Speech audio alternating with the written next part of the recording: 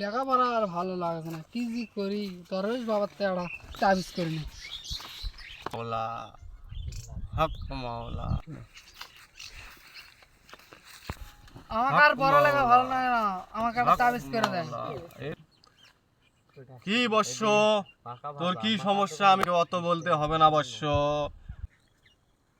কি সমস্যা আমি বুঝতে পেরেছি রে বৎস, আমাকে অত বলতে হবে না।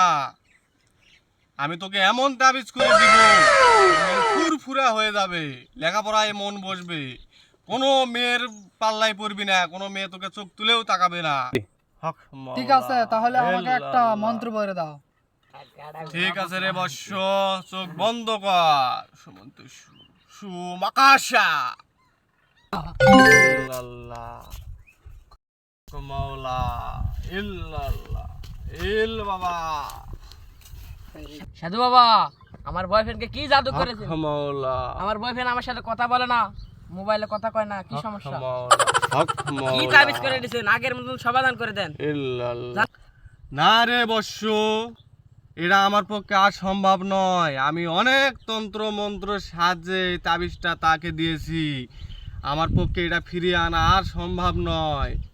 সাধু বাবা, তুমি আমার জীবন ছিন্ন বিচ্ছিন্ন করে দিয়েছো, আমি তোমাকে ছাড়বো না। আরে মা, তুই কি রাগ করেছিস? খালি রাখ, দেখাচ্ছি আপনাকে আমি কি করতে পারি।